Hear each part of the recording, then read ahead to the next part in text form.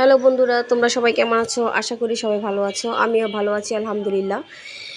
ঈদে বন্ধ ছিল, তারপরে ঈদে একটু আনন্দ করলাম, ঘোরাফেরা করলাম, গিয়েছিলাম সিনেমা দেখতে ভাসুরের সাথে আর আমার জালের সাথে। জালের খালা, তারপর জালের মা, খালাতো বোন, খালাতো ভাই, খালাতো বোনের জামাই, তো সবাই মিলে আমরা গিয়েছিলাম সিনেমা দেখতে। মধুমতা যে সিনেমা হলটা মতিঝিল, ওখানে গিয়েছিলাম। ওখান থেকে সিনেমা দেখলাম আমরা সবাই। তো একটু ভিডিও করলাম আপনাদের মাঝে শেয়ার করার জন্য।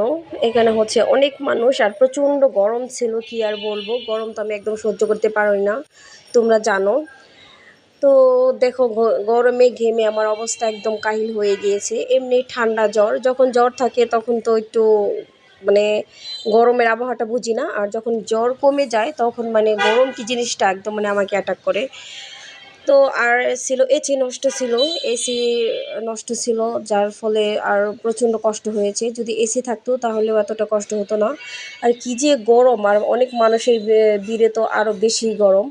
তো এই তো আমাদের দেখেন খালার অবস্থা, তারপরে মাউইমার অবস্থা, গরমে একজন হার্ট অ্যাটাক হওয়ার অবস্থা। এই তো মতিঝিল শাপলা চক্কর। তো একটু ভিডিও করে নিলাম, রাতের বেলায় একটু লাইট। তো আমরা সিনেমা টিনেমা দেখে শেষ করে এখন বের হয়ে যাচ্ছি। আজকে জালের বাসায় থাকবো, বলতেছিলাম যে আমি চলে যাই বাসায়, বললো যে না, অনেক রাত হয়ে গিয়েছে, এখন বাসায় যেতে হবে না, একা একা যেতে পারবে না, থাকো। তো ওদের বাসায় যাচ্ছি এখন।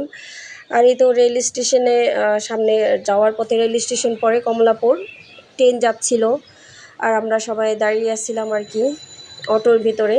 চলে আসলাম এই তো বাসায়। আর রাত 12টার পর আমার জালের কেক কাটা হচ্ছে এখানে। ওনার জন্মদিন ছিল মনে হয়, এইটার কারণে উনি রেখেছিল, আমাকে বাসায় যেতে দেয় নাই। এটা আমার জাল আর ভাসুরের মেয়ে। তো ছোট্ট একটা কেক নিয়ে আসছে, চকলেট কেক, আমার ভাসুর ভাবিকে উইশ করার জন্য। তো থাকলাম আমরা সবাই, রাতে কেক টেক কাটাকাটি করলাম, খাওয়া দাওয়া করলাম। আর এই তো রান্নাবান্না, পরের দিনের রান্নাবান্না হচ্ছে। সকালবেলা আমার মামিমা বলতেছিল ওনার ভাইয়ের বাসায় নাকি মিলাত আছে, ওখানে যেতে হবে। ওনার ভাইয়ের ছেলে এসে নিয়ে গিয়েছিল, আর বলতেছিল তোমরা দুই জাল মিলে রান্না করে নাও। তো ভাবির সাথে আমি টুকটাক হেল্প করতেছিলাম। ভাবি মুরগির মাংস রান্না করতেছে এখানে, আর গরু মাংস রান্না করতেছে আলু দিয়ে। তো সাথে আমি একটু হেল্প করতেছিলাম, আর বলতেছিল আমি পোলাও রান্না করতে পারি না, তুমি আমাকে একটু পোলাওটা রান্না করে দিবা। তো ভাবি রান্না করলো, আর আমি কেটে কুটে দিলাম, সাথে একটু হেল্প করলাম। হেল্প করার পরে দুইজনে মিলে বাসায় গল্প করতেছিলাম, একটু ভিডিও করলাম। তারপর ভাসুরের মেয়ে, ওর সাথে একটু দুষ্টামি করতেছিলাম। এই তো পোলাওর চাল নিয়ে নিলাম, চালগুলো একটু দেখে নিচ্ছি যে কোনো ময়লা টয়লা আছে কি না।